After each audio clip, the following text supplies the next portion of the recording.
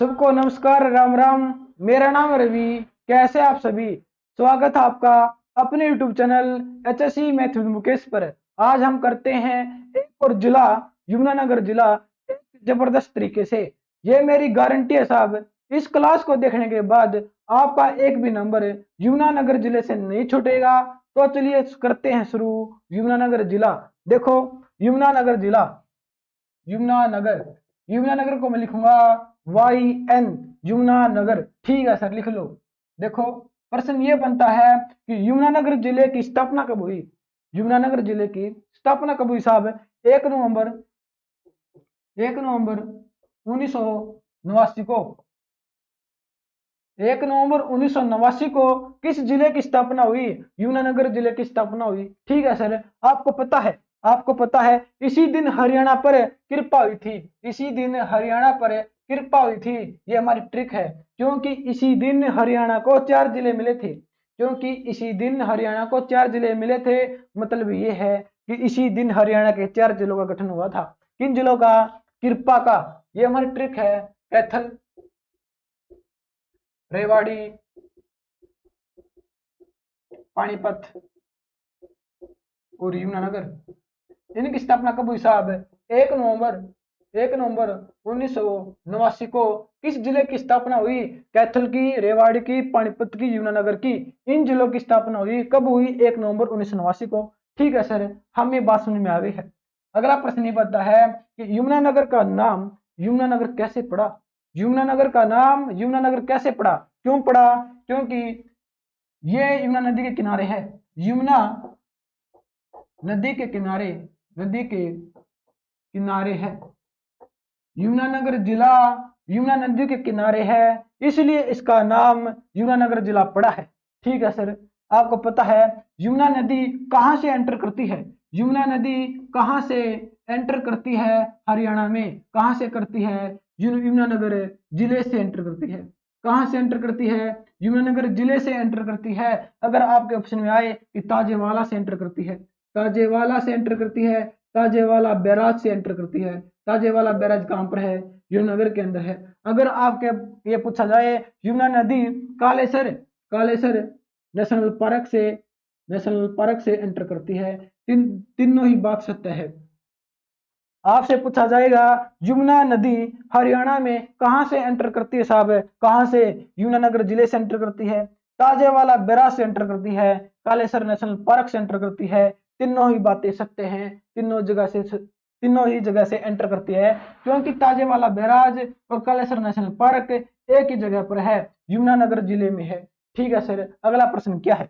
अगला प्रश्न ये है कि यमुनानगर जिले का क्षेत्रफल कितना है? क्षेत्रफल कितना साहब? ये पूछा जाएगा। यमुनानगर जिले का क्षेत्रफल कितना है? 1768। कितना है? 1768 वर्ग किलोमीटर। वर्ग किलोमीटर किसका क्षेत्रफल है? यमुनानगर जिले का है 1768। आपको कई किताबें या गूगल क्या दिखाएगा? 1756। क्या दिखाएगा? 1756। दोनों ही राइट है।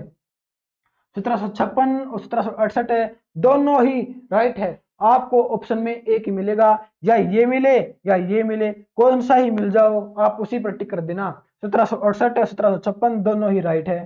ठीक है सर, अगला प्रश्न क्या है? अगला प्रश्न ये है कि प्राचीन नाम क्या है? यमुनानगर जिले का प्राचीन नाम क्या साहब है? प्राचीन नाम क्या है? अब्दुल्लापुर है। अब्दुल्लापुर, अब्दुल्लापुर है सर। सर अब्दुल्लापुर नाम क्यों है? यमुनानगर जिले का नाम, प्राचीन नाम अब्दुल्लापुर क्यों है? क्यों है? क्योंकि यहाँ पर एक 100 साल से भी पुरानी मार्केट थी, Abdullapur, Abdullapur timber market, timber market. यहाँ पर यमुनानगर के अंदर 100 साल से भी पुरानी एक मार्केट थी, अब्दुल्लापुर टिम्बर मार्केट। इसी मार्केट के नाम पर यमुनानगर जिले का नाम, प्राचीन नाम अब्दुल्लापुर पड़ा है। क्या पड़ा है? अब्दुल्लापुर पड़ा है। ठीक है सर, हमें बात समझ में आ गई है कि अब्दुल्लापुर यमुनानगर के अंदर 100 साल से भी पुरानी अब्दुल्लापुर टिम्बर मार्केट थी, इसी के नाम पर यमुनानगर का नाम अब्दुल्लापुर पड़ा है। ठीक है सर, अगला नाम क्या है कि उपनाम? उपनाम क्या है यमुनानगर जिले के? उपनाम क्या है सर? पेपर सिटी है, पेपर सिटी। अगर आपसे कोई पूछ ले पेपर सिटी हम किसे कहते हैं? यमुनानगर जिले को कहते हैं। ठीक है सर, मछियारों का शहर, मछियारों, मछुआरों का शहर या स्वर्ग हम किसे कहते हैं? मछुआरों का स्वर्ग हम किसे कहते हैं? यमुनानगर जिले को कहते हैं। सर प्रॉपर जगह बताओ, प्रॉपर जगह कौन सी है? अथनी कुंड बैराज, अथनी कुंड बैराज। अथनी कुंड बैराज को हम क्या कहते हैं साहब? है मछुआरों का स्वर्ग कहते हैं अथनी कुंड बैराज को। अथनी कुंड बैराज कहां पर है? यमुनानगर के अंदर है। ठीक है सर, अगला प्रश्न क्या है? अगला प्रश्न है देखो, विधानसभा की सीटें।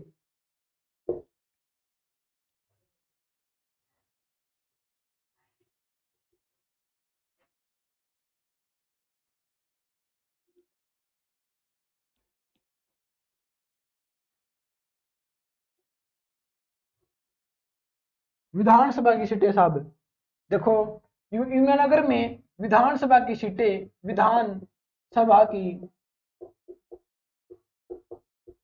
सीटें कितनी है? यमुनानगर जिले के अंदर विधानसभा की सीटें कितनी है साहब? 4 है सर, 4 है, 4 है। तो चारों के नाम बताओ, चारों के नाम बताओ। पहली है यमुनानगर खुद, यमुनानगर वाई एन का मतलब है यमुनानगर, ठीक है सर। दूसरी है जगाधरी, जगाधरी, ठीक है सर। तीसरी है सडोरा, सडोरा। और चौथी कौन सी है सर? चौथी कौन सी है साहब? बताओ चौथी कौन सी है? राठौर। कौन सी है? राठौर। देखो यमुनानगर में, यमुनानगर में विधानसभा की सीटें कितनी है? 4 है। यमुनानगर है, जगाधरी है, सडोरा है, राठौर है। क्या साहब? राठौर है। प्रश्न ये बनता है इनमें से आरक्षित कौन सी है? इनमें से विधानसभा की कौन सी सीट आरक्षित है? कौन सी है? सडोरा है। कौन सी साहब? सडोरा है। ठीक है सर। आपको पता है पूरे हरियाणा में, पूरे हरियाणा में 17 सीट आरक्षित है। पूरे हरियाणा में 17 सीट आरक्षित है, 17 सीट आरक्षित है। कहने का मतलब है पूरे हरियाणा में 17 सीट आरक्षित है एससी की, मतलब 17 सीट आरक्षित है। एक जिले से एक सीट आरक्षित होती है, एक जिले से एक सीट आरक्षित होती है, मतलब 17 सीट आरक्षित है तो 17 जिले होंगे। 17 सीट आरक्षित है 17 जिलों में, 17 सीट आरक्षित है 17 जिलों में, तो 5 जिले रहते हैं, 22 जिले हैं। 5 जिलों में एक भी सीट आरक्षित नहीं, 5 जिलों में एक भी सीट आरक्षित नहीं। प्रश्न ये उठता है कि वो 5 जिले हैं कौन से? वो 5 जिले हैं कौन से? 17 सीट आरक्षित है 17 जिलों में, 5 जिलों में है नहीं। 5 जिले हैं कौन से? वो हमारी एक ट्रिक है, हमारी एक ट्रिक है साहब। P D F M N, ये वो ट्रिक है जो हमें बताएगी, ये वो ट्रिक है जो हमें बताएगी वो जिले कौन से हैं जिनमें एक भी सीट आरक्षित नहीं, आरक्षित नहीं। पी से बनेगा पंचकुला, पी से बनेगा पंचकुला, ठीक है सर, पंचकुला। डी से बनेगा चरखी दादरी, चरखी दादरी, ठीक है सर। एफ से बनेगा फरीदाबाद, फरीदाबाद, ठीक है सर, फरीदाबाद। एम से बनेगा महेंद्रगढ़, महेंद्रगढ़, ठीक है सर।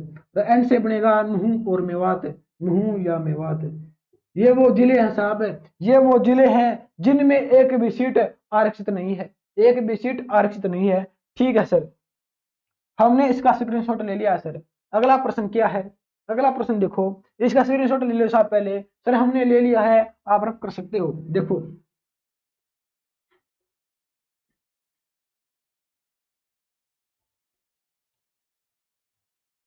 अगला प्रश्न ये है, यमुनानगर जिले से कौन कौन से जिले लगते हैं, कौन कौन से राज्य लगते हैं? यमुनानगर जिले से कौन कौन से, ये हमारा यमुनानगर है साहब, ये हमारा यमुनानगर है साहब। देखो यमुनानगर, प्रश्न ये है यमुनानगर जिले से कौन कौन से जिले लगते हैं, कौन कौन से राज्य लगते हैं? बताओ सर कौन कौन से लगते हैं? लगता हमारा हिमाचल प्रदेश, हिमाचल प्रदेश, ठीक है सर। दूसरा लगता है उत्तराखंड, यूके, यूके का मतलब है उत्तराखंड, ठीक है सर। दूसरा लगता है यूपी, दूसरा लगता है यूपी, ठीक है सर। यहाँ पर लगता है करनाल, यहाँ पर लगता है करनाल, ठीक है सर। यहाँ पर लगता है कुरुक्षेत्र, ठीक है सर। और यहाँ पर लगता है अम्बाड़ा, यहाँ पर लगता है अम्बाड़ा। 3 जिले हैं हरियाणा के, तीन जिले हैं हरियाणा के, तीन राज्य हैं जो यमुनानगर से टच होते हैं। ठीक है सर, प्रश्न ये बनता है साहब, एचएससी का कोई भरोसा नहीं है, हम एचएससी पर भरोसा नहीं कर सकते। क्या पता हो क्या पूछ ले, वो पूछ ले यमुनानगर जिले से यूपी का कौन सा शहर लगता है? सहारनपुर। सहा सहारनपुर सहारनपुर लगता है। यूपी का सहारनपुर शहर यमुनानगर से टच होता है। और उत्तराखंड का देहरादून देहरादून उत्तराखंड का देहरादून यमुनानगर से टच होता है। और हिमाचल का सिरमौर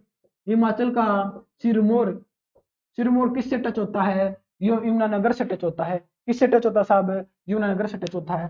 प्रश्न ये बनता है, उत्तराखंड की कितनी सीमा यमुनानगर जिले से लगती है? कितनी सीमा साहब? 11 किलोमीटर। बस इतना प्रश्न पूछेगा आपसे। 11 किलोमीटर उत्तराखंड की सीमा यमुनानगर जिले से लगती है। यूपी का सहारनपुर लगता है, उत्तराखंड का देहरादून लगता है, हिमाचल प्रदेश का सिरमौर लगता है, अम्बाड़ा, कुरुक्षेत्र, करनाल लगते हैं। ठीक है सर, अगला प्रश्न क्या है? देखो, अगला प्रश्न ये है, हिमाचल प्रदेश के हिमाचल प्रदेश के दो जिले हिमाचल प्रदेश के दो जिले और हरियाणा के तीन जिले आपस में टच होते हैं। हिमाचल प्रदेश के दो जिले, हरियाणा के तीन जिले आपस में टच होते हैं साहब। प्रश्न ये उठता है, हिमाचल प्रदेश के वो दो जिले कौन से हैं? हरियाणा के वो तीन जिले हैं वो कौन से हैं? देखो, हरियाणा की बात करते हैं, पंचकुला है, पंचकुला, अंबाला और यमुनानगर। हरियाणा के तीन जिले, हिमाचल प्रदेश के दो जिले आपस में टच होते हैं।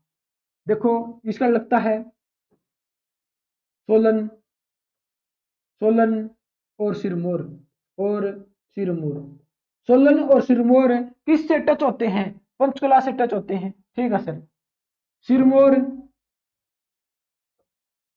इसे टच होता है और यमुनानगर से भी सिरमौर टच होता है, सिरमौर। देखो साहब, प्रश्न ये था, हिमाचल प्रदेश के दो जिले, हरियाणा के तीन जिले आपस में टच होते हैं। पंचकुला से टच होता है सोलन और सिरमौर, पंचकुला से टच होता है सोलन और सिरमौर, अंबाला से टच होता है सिरमौर, यमुनानगर से टच होता है सिरमौर। बस बात खत्म। ठीक है सर, हमें आपकी बात समझ में आ गई है। अगला प्रश्न कौन सा है? अगला प्रश्न बताओ। देखो,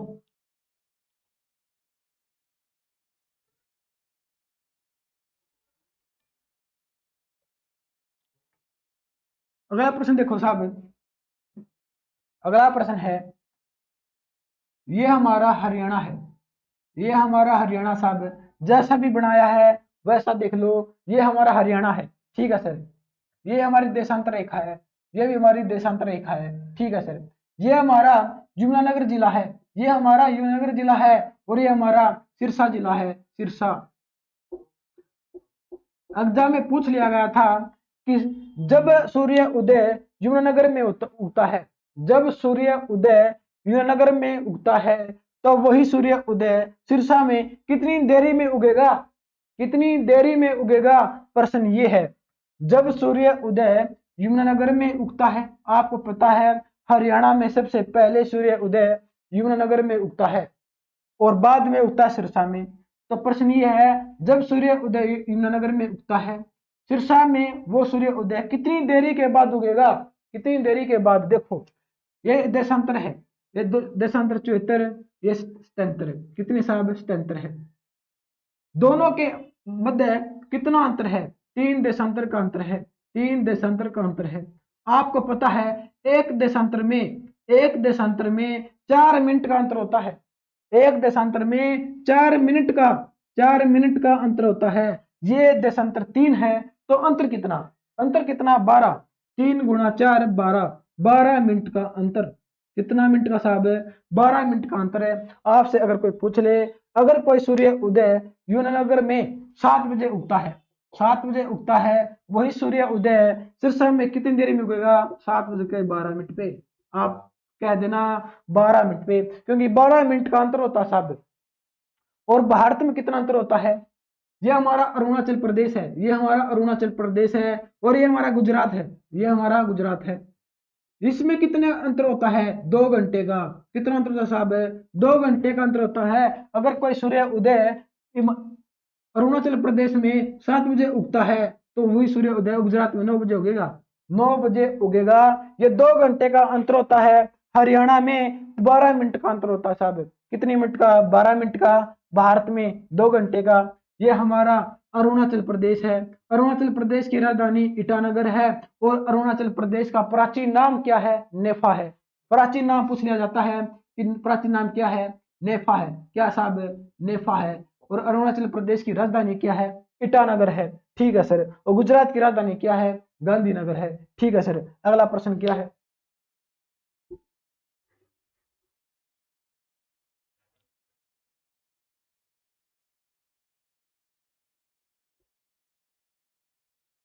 अगला प्रश्न देखो भाई। अगला प्रश्न है 1818। 1818 में ऐसा क्या हुआ यमुनानगर के अंदर? 1818 में ऐसा क्या हुआ यमुनानगर के अंदर जो हम पढ़ने के लिए मजबूर हो गए? 1818 में क्या हुआ यमुनानगर के अंदर भाई साहब?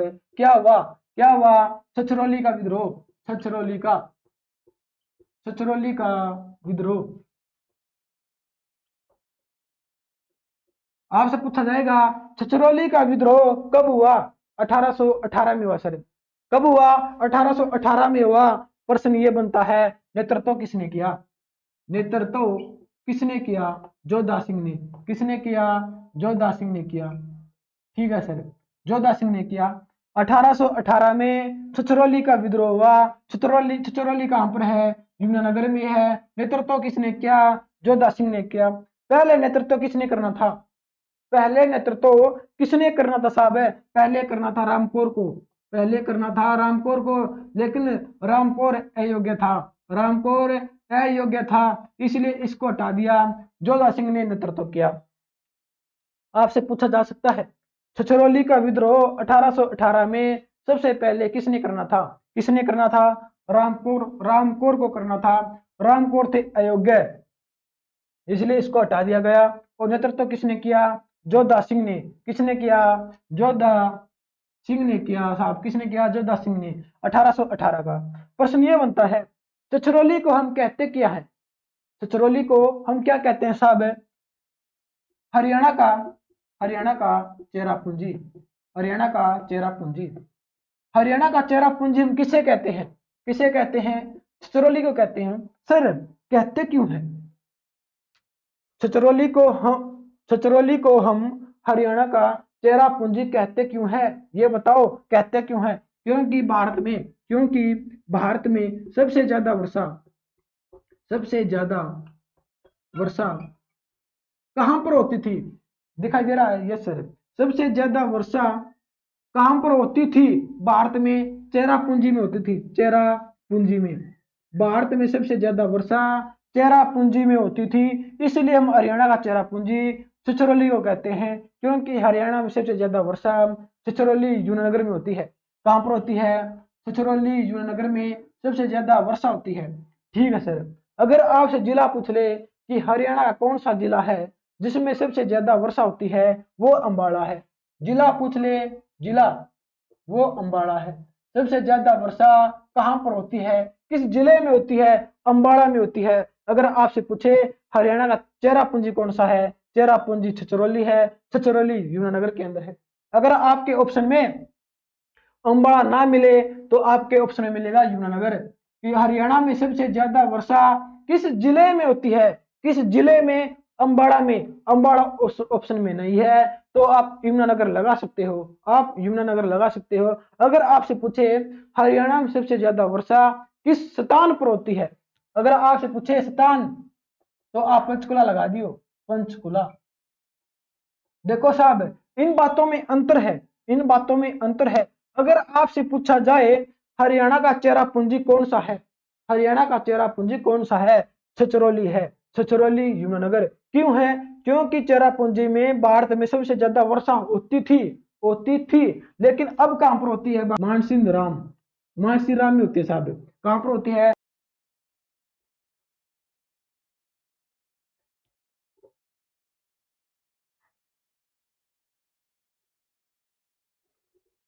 देखो अगला प्रश्न क्या साहब है। बात है 1828 की, बात है 1828 की।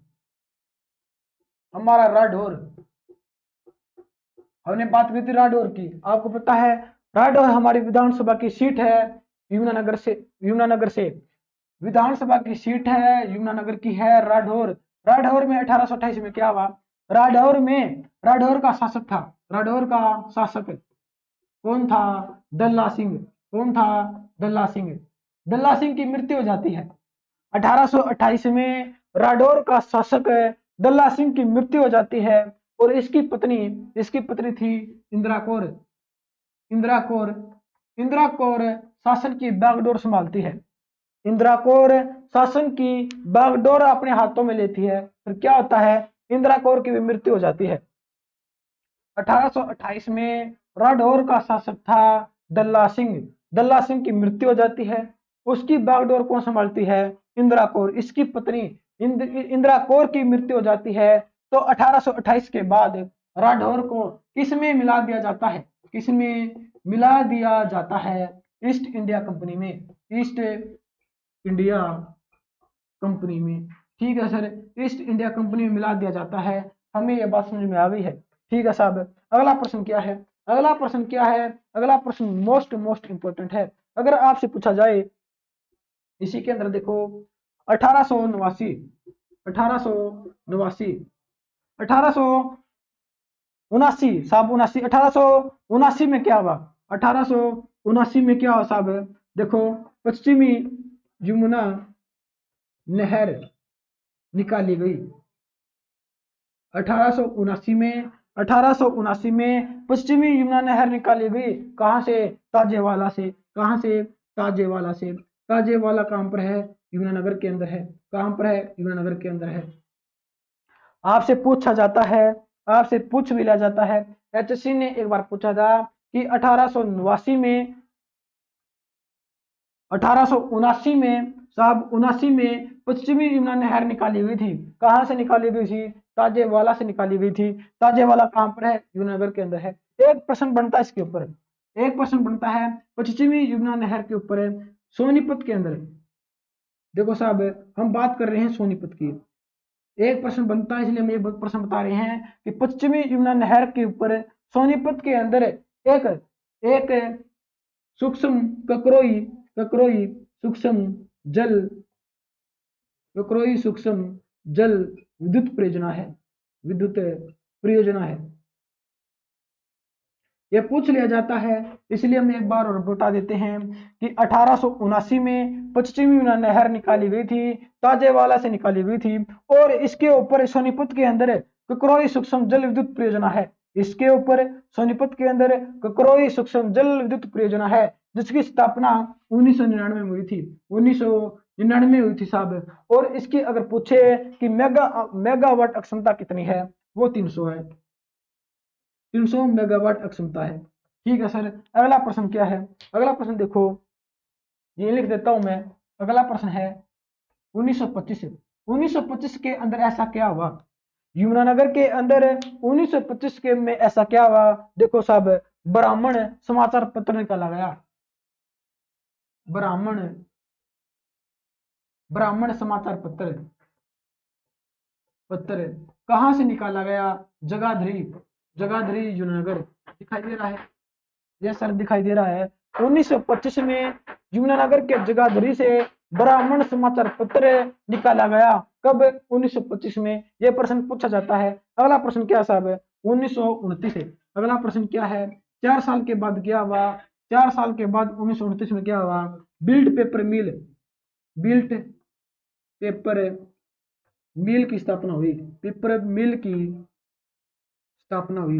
आपसे पूछा जाएगा बिल्ट पेपर मिल की स्थापना कब हुई, 1929 में हुई। कहां पर है, यमुनानगर के अंदर है साहब, कहां पर है, यमुनानगर के अंदर है। अगला प्रश्न क्या है, अगला प्रश्न देखो, ये लिख देता हूं मैं। अगला प्रश्न है 1933।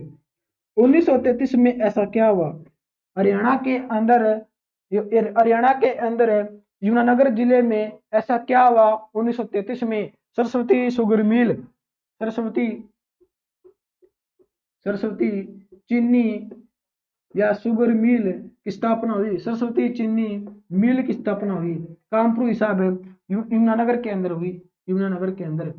अगर आपसे पूछा जाए एशिया की सबसे बड़ी, एशिया की सबसे बड़ी उत्पादन में, एशिया की सबसे बड़ी उत्पादन में कौन सी शुगर मिल है? सरस्वती चीनी मिल है। कौन सी हिसाब है? सरस्वती चीनी मिल है, जो एक दिन में 8,000 टन चीनी पैदा करती है। 1933 के अंदर सरस्वती चीनी मिल की स्थापना हुई, जो एशिया की सबसे बड़ी उत्पादन में मिल है, जो एक दिन के अंदर 8,000 टन चीनी पैदा करती है। कितनी साहब? 8,000 टन। अगर आपसे पूछा जाए कि क्षेत्रफल में सबसे बड़ी कौन सी है? क्षेत्रफल में सब हरियाणा की सबसे बड़ी शुगर मिल कौन सी है? वो है मैम की शुगर मिल, मैम की शुगर मिल। मैम की शुगर मिल की स्थापना कब हुई साहब? 1989-90 में। 1989-90 में मैम की शुगर मिल की स्थापना हुई, जो क्षेत्रफल में सबसे बड़ी है हरियाणा की शुगर मिल, और उत्पादन में सबसे बड़ी है हरियाणा की, वो सरस्वती है, वो सरस्वती है। ठीक है सर, हमें आपकी बात समझ में आ गई है, हमें आपकी बात समझ में आ गई है, और हमने इसका स्क्रीनशॉट भी ले लिया। अगला प्रश्न क्या साहब? इसको मैं बार कर देता हूं।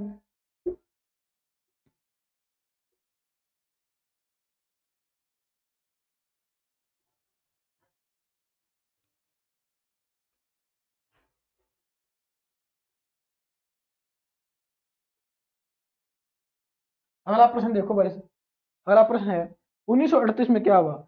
1938 में क्या हुआ देखो, यमुनानगर के अंदर, यमुनानगर के अंदर 1938 में ऐसा क्या हुआ साहब? ऐसा क्या हुआ 1938 में? क्या हुआ 1938 में? भारत स्टार्च केमिकल लिमिटेड की स्थापना हुई। देखो 1938 में यमुनानगर के अंदर भारत स्टार्च केमिकल लिमिटेड की स्थापना हुई। तो स्टार्च होता क्या है? स्टार्च होता क्या है? आपके मन में प्रश्न उठता होगा, अगर नहीं उठता तो उठना चाहिए कि स्टार्च होता क्या है साहब? कि 1938 में यमुनानगर के अंदर भारत स्टार्च केमिकल लिमिटेड की स्थापना हो गई। हमें पता नहीं स्टार्च होता क्या है। होता क्या साहब?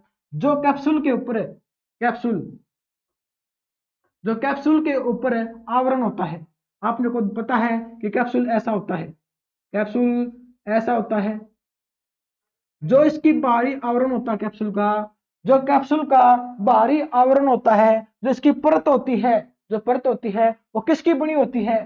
स्टार्च की बनी होती है साहब। किसकी बनी होती है? स्टार्च की बनी होती है। स्टार्च किससे बनता है? स्टार्च किससे बनता है? किससे बनता है? मक्का से बनता है, मक्के से बनता है। मक्का सबसे ज्यादा कहां पर होता है? पंचकुला के अंदर होता है। कहां होता है? पंचकुला के अंदर। देखो 1938 में भारत स्टार्च केमिकल लिमिटेड की स्थापना हुई यमुनानगर के अंदर। स्टार्च से क्या बनता है? कैप्सूल की बाहरी आवरण, बाहरी परत किससे बनी होती है? स्टार्च से बनी होती है। स्टार्च किससे बनता है? मक्के से बनता है, मक्की से बनता है। ये मक्की, मक्का सबसे ज्यादा कहां पर पैदा होता है? पंचकुला के अंदर पैदा होता है। ठीक है सर, अगला प्रश्न कौन सा है? 1952 में। 1952 में ऐसा क्या हुआ? 1952 में क्या हुआ? आप चीख कर कहना। जगाधरी, जगाधरी रेलवे वर्कशॉप की स्थापना हुई। 1952 के अंदर जगाधरी रेलवे वर्कशॉप की स्थापना हुई, और उत्तर भारत का, उत्तर भारत रेलवे संचालन, उत्तर भारत रेलवे संचालन इसका संचालन करता है जगाधरी रेलवे वर्कशॉप का। जगाधरी रेलवे वर्कशॉप का संचालन कौन करता है? उत्तर भारत का रेलवे संचालन किसका संचालन करता है? जगाधरी रेलवे वर्कशॉप का। आपको पता है उत्तर भारत रेलवे संचालन में कितने रेलवे वर्कशॉप आते हैं? उत्तर भारत रेलवे संचालन के अंडर में कितने वर्कशॉप आते हैं? 8 आते हैं। कितने आते हैं? 8 आते हैं, जिनमें से एक रेलवे वर्कशॉप है जगाधरी यमुनानगर का है। एक रेलवे वर्कशॉप है जगाधरी रेलवे वर्कशॉप का है, जिसकी स्थापना 1952 के अंदर हुई थी, जिसकी स्थापना 1952 के अंदर हुई थी, और आप अगला प्रश्न ये बनता है, हरियाणा का एकमात्र हरियाणा का एकमात्र रेलवे कमांडो रेलवे सुरक्षा कमांडो कमांडो फोर्स का कमांडो सेंटर कहां पर है। आपसे पूछा जाएगा हरियाणा का एकमात्र रेलवे सुरक्षा कमांडो का सेंटर कहां पर है। हरियाणा का एकमात्र रेलवे सुरक्षा कमांडो का सेंटर कहां पर है।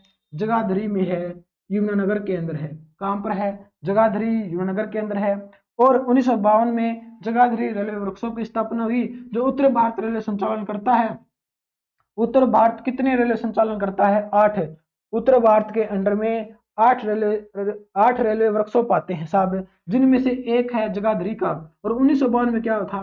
चंडीगढ़ की नींव टेकी गई थी। चंडीगढ़ की नींव टेकी गई थी। ठीक है सर। कुरुक्षेत्र का बिड़ला मंदिर कब बना था? 1952 में बना था। 1952 में बना था। ठीक है सर, हमें यह बात समझ में आ गई है। अगला प्रश्न कौन सा है? देखो, मैं ये लिख देता हूं कि बार बार मिटाना ना पड़े, बार बार रफ करना ना पड़े। अगला प्रश्न कौन सा है? 1969 का है। 1969 का हरियाणा 1969 में ऐसा क्या हुआ साहब? 1969 में क्या हुआ? हरियाणा डिस्टिलरी की स्थापना हुई।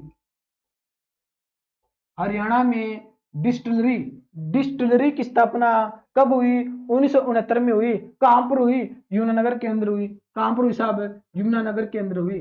सर ये डिस्टिलरी होता क्या है? सर ये डिस्टिलरी होता क्या है? आपने बता तो दिया कि डिस्टिलरी की स्थापना यमुनानगर में 1969 में हुई। ये डिस्टिलरी होता क्या है? दारू की फैक्ट्री साहब, दारू की फैक्ट्री। शराब की फैक्ट्री को कहते हैं डिस्टिलरी। शराब की फैक्ट्री शराब की फैक्ट्री कहां पर है साहब? यमुनानगर के अंदर है। कहां पर है? यमुनानगर के अंदर है। हरियाणा डिस्टिलरी की स्थापना 1969 यमुनानगर। अगला प्रश्न कौन सा है? अगला प्रश्न देखो, इसको मैं रफ कर देता हूं, फिर बताएंगे।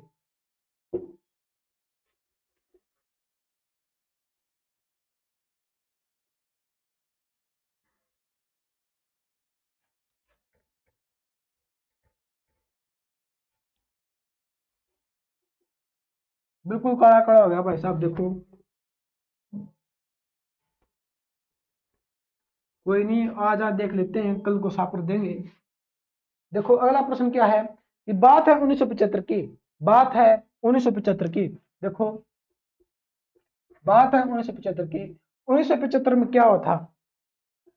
कालेसर कालेसर वन्य जीव अभ्यारण्य वन्य जीव अभ्यारण्य कालेसर वन्य जीव अभ्यारण्य की स्थापना कब हुई साहब? आपसे पूछा जाएगा 1975 में कालेसर वन्य जीव अभ्यारण्य की स्थापना हुई। कहां पर? यमुनानगर के अंदर। कहां पर? यमुनानगर के अंदर। 1975 में कालेसर वन्य जीव अभ्यारण्य की स्थापना हुई यमुनानगर के अंदर। और देखो, दिसंबर की बात है, 13 दिसंबर की बात है। 13 दिसंबर 1996 को इसको अधिसूचित कर लिया था। अधिसूचित कर लिया था। देखो, 1975 में कालेश्वर वन्य जीव अभ्यारण्य की स्थापना हुई यमुनानगर के अंदर। और 13 दिसंबर 1996 को इस अभ्यारण्य को अधिसूचित कर लिया था। मतलब सरकारी रिकॉर्ड में चढ़ा दिया था। सरकारी रिकॉर्ड में चढ़ा दिया था। कब? 13 दिसंबर 1996 को कालेश्वर वन्य जीव अभ्यारण्य को स्थापना 1975 को। ठीक है सर। और 8 दिसंबर 2003 को 8 दिसंबर 2003 को इसे नेशनल पार्क घोषित कर दिया था। घोषित कर दिया था 8 दिसंबर 2003 को इस कालेश्वर वन्य जीव अभ्यारण्य को नेशनल पार्क घोषित कर दिया था। कब? 8 दिसंबर 2003 को। 8 दिसंबर 2003 को। ठीक है सर। अगला प्रश्न क्या बनता है कि हरियाणा में नेशनल पार्क कितने हैं? हरियाणा में नेशनल पार्क कितने हैं साहब? 2 है। वो 2 है। एक है कालेश्वर नेशनल पार्क, दूसरा है सुल्तानपुर नेशनल पार्क, जो गुरुग्राम के अंदर है। जो गुरुग्राम के अंदर है। ठीक है सर। सबसे बड़ा नेशनल पार्क कौन सा है? कालेसर है। सबसे बड़ा नेशनल पार्क है कालेसर नेशनल पार्क है। कितना बड़ा है सर? 115-70 एकड़ में है। 115-70 एकड़ में है कालेसर नेशनल पार्क है, जो घोषित किया था 8 दिसंबर 2003 को। 115-70 एकड़ में है। और दूसरा national park Sultanpur national park है, जो गुरुग्राम में है। 1971 में स्थापना हुई थी। 1971 में स्थापना हुई थी। पीटर जैक्सन ने की थी। पीटर जैक्सन ने की थी। और 1989 89 को इस नेशनल पार्क घोषित कर दिया था। नेशनल पार्क घोषित कर दिया था। देखो साहब, आपसे प्रश्न पूछा जाएगा, नेशनल पार्क जो कालेसर नेशनल पार्क है, ये किसके लिए प्रसिद्ध है? ये किसके लिए प्रसिद्ध है? लाल जंगली मुर्गे। लाल जंगली मुर्गे। लाल जंगली मुर्गे के लिए कौन प्रसिद्ध है? Kalesar national park. भौंकने वाले हिरण। भौंकने वाले हिरण और चीड़ के पेड़। और चीड़ के पेड़ कहाँ पर मिलते हैं साहब? कहाँ पर मिलते हैं? कालेसर नेशनल पार्क में मिलते हैं। लाल जंगली मुर्गे, भौंकने वाले हिरण, चीड़ के पेड़ कालेसर नेशनल पार्क में मिलते हैं। प्रश्न ये बनता है कि यमुना नदी कहाँ से एंटर करती है? कहाँ से एंटर करती है? ये हमारा कालेसर नेशनल पार्क है। ये हमारा कालेसर नेशनल पार्क है। यमुना नदी इसके बीचों बीच होकर बहती है। आपसे एग्जामिनर पूछेगा, कौन सी नदी कालेसर नेशनल पार्क के बीचों बीच होकर गुजरती है? वो है यमुना नदी। और पूछा जाएगा, कौन सी नदी कालेसर नेशनल पार्क के पास से होकर गुजरती है? वो भी है यमुना नदी। कौन सी नदी हरियाणा में ताजेवाला से एंटर करती है? वो है यमुना नदी। ठीक है सर, एग्जामिनर किसी भी प्रकार पूछ सकता है, वो उसकी मर्जी है। ठीक है सर, अगला प्रश्न कौन सा है?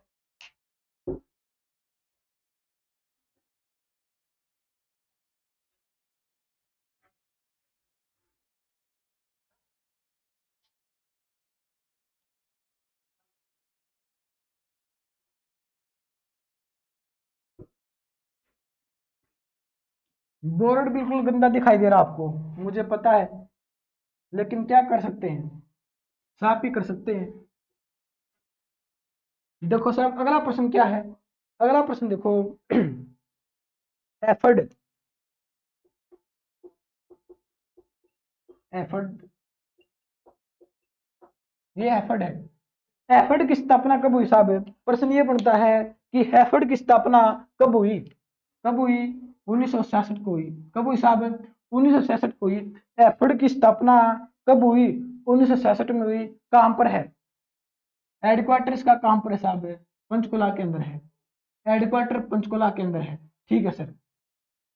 इसका एक है यमुनानगर।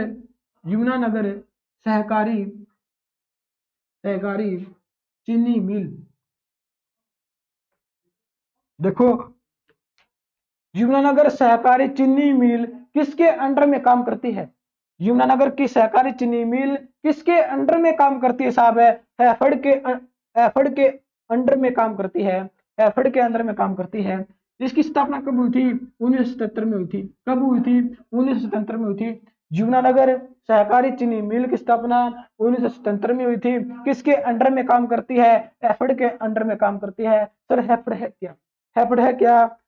राज्य का सबसे बड़ा राज्य का सबसे बड़ा स्रोत सहकारी संघ होता है। राज्य का सबसे बड़ा स्रोत सहकारी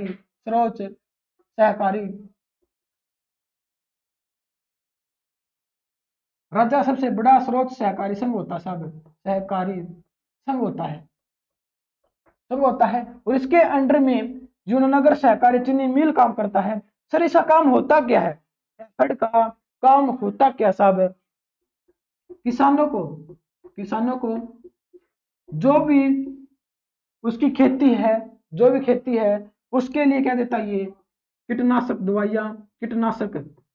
दवाइयां और बीज, या जो भी खेत में आवश्यक चीजें होती हैं, जो भी किसान के लिए जो भी आवश्यक चीजें होती है, वो कौन देता है? एफर्ड देता है साहब। कौन देता है? एफर्ड देता है। एफर्ड स्रोत हरियाणा सरकार का सबसे बड़ा स्रोत सहकारी संघ होता है, जो किसानों को कीटनाशक दवाइयाँ, बीज और जो भी जरूरत की चीज होती है किसानों के लिए, वो सारी सारी चीजें कौन देता है? एफर्ट देता है। एफर्ट देता है, जिसकी स्थापना 1967 में हुई थी। हेडक्वार्टर पंचकुला में है और यमुनानगर सहकारी चीनी मिल इसके अंडर में काम करता है, जिसकी स्थापना 1977 में हुई थी। ठीक है सर, अगला प्रश्न कौन सा है? अगला प्रश्न देखो, 1977 में क्या हुआ था? 1977 में क्या हुआ था? पश्चिमी यमुना नहर, यमुना पश्चिमी यमुना नहर जल विद्युत परियोजना, जल विद्युत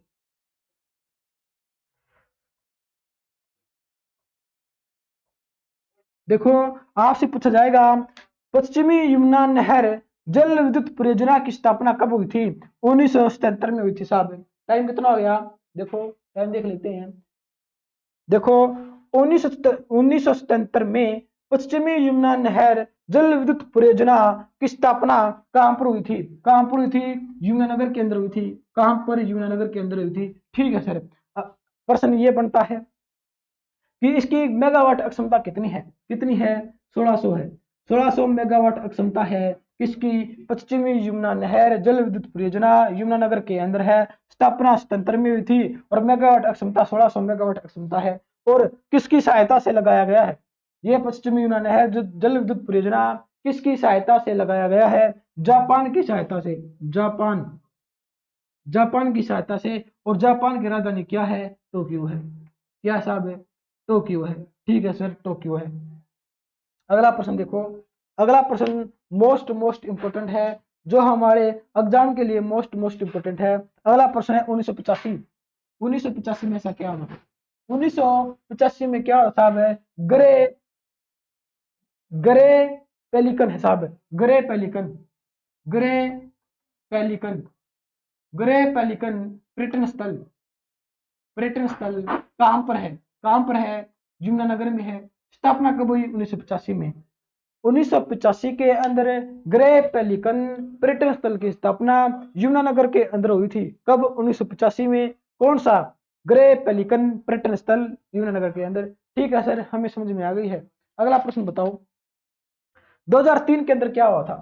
2003 के अंदर क्या था? देखो, चौधरी देवीलाल प्राकृतिक, देवीलाल भाई साहब, देवीलाल, देवीलाल प्राकृतिक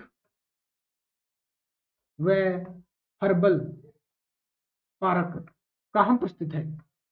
चौधरी देवीलाल प्राकृतिक व हर्बल पार्क कहाँ पर स्थित है? चूहरपुर। चूहरपुर कहाँ पर है? चूहरपुर यमुनानगर के अंदर है। स्थापना कब हुई साहब? स्थापना कब हुई? स्थापना हुई 2003 को। 2003 में चौधरी देवीलाल प्राकृतिक व हर्बल पार्क की स्थापना चूहरपुर यमुनानगर के अंदर हुई। सर कितने एकड़ में है? कितने एकड़ में है? 110 एकड़ में है। कितने एकड़ में साहब? 110 एकड़ में है। ये एग्जाम में पूछ लिया गया था कि चौधरी देवीलाल प्राकृतिक व हर्बल पार्क कहाँ पर है? चौहरपुर में है। चौहरपुर यमुनानगर के अंदर है। और कितने एकड़ में है? 110 एकड़ में है। स्थापना कब हुई? 2003 में हुई। ठीक है सर, अगला प्रश्न क्या है? अगला प्रश्न देखो, रफ कर देता हूं मैं, यह स्क्रीनशॉट ले लियो।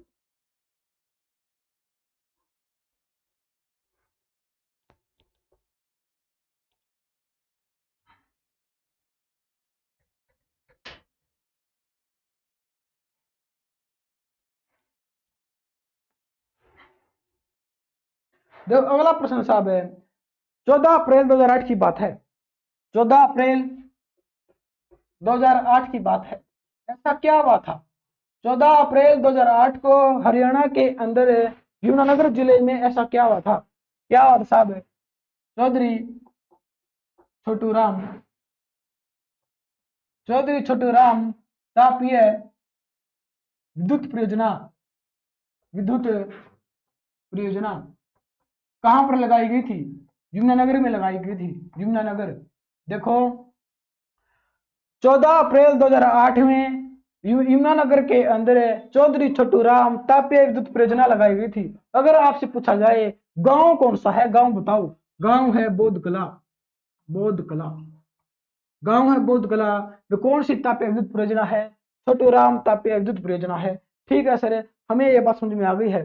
अगर ये बताओ इसके अंदर मेगावाट अक्षमता कितनी है, मेगावाट अक्षमता कितनी इसकी, मेगावाट अक्षमता 700 है। कितनी साहब, 700 है। ठीक है सर, अगला प्रश्न कौन सा है, अगला प्रश्न कौन सा है, अगला प्रश्न मोस्ट इंपोर्टेंट है। बात है 21 अप्रैल 2015 की, बात है 21 अप्रैल 2015 की, 2015 की। क्या हुआ था, यमुनानगर के अंदर, यमुनानगर के अंदर सरस्वती नदी पुनः उत्थान परियोजना चलाई गई थी, परियोजना। देखो बात है 21 अप्रैल 2015 की, यमुनानगर के अंदर सरस्वती नदी पुनः उत्थान परियोजना चलाई गई थी, परियोजना चलाई गई थी। इसका श्रेय किसको जाता है, आपको पूछा जाएगा सरस्वती नदी पुनः उत्थान परियोजना का श्रेय किसको जाता है, श्रेय किसको जाता है, दर्शनलाल जैन को, दर्शनलाल जैन को जाता है साहब, किसको जाता है, दर्शनलाल जैन को जाता है। ठीक है सर, किस गांव से चलाई गई थी, रोलाहेरी गांव से चलाई गई थी। ठीक है सर, सरस्वती नदी हरियाणा में कहां से प्रवेश करती है, सरस्वती नदी हरियाणा में कहां से प्रवेश करती है साहब, कहां से प्रवेश करती है, यमुनानगर से प्रवेश करती है, आदि बद्री से प्रवेश करती है, आदि बद्री से प्रवेश करती है। आपसे पूछा जाएगा सरस्वती नदी हरियाणा में कहां से प्रवेश करती है, आदि बद्री जगह है यमुनानगर के अंदर, वहां से प्रवेश करती है। ठीक है सर, अगला प्रश्न क्या है, सरस्वती नदी की खुदाई कहां से प्रारंभ की थी, सरस्वती नदी की खुदाई कहां से आरंभ की थी, यमुनानगर के अंदर मुगलावली गांव है, मुगलावली गांव है, मुगलावली गांव से खुदाई शुरू करी थी। ठीक है सर, सरस्वती नदी का अंतिम गांव कौन सा है, अंतिम गांव कौन सा है जहां पर खुदाई की थी, जहां पर खुदाई की थी, अंतिम गांव बताओ, अंतिम है बेगू, अंतिम है बेगू, बेगू कहां पर है, सिरसा में है, कहां पे साहब, सिरसा में सर, कहां पर है, सिरसा में है।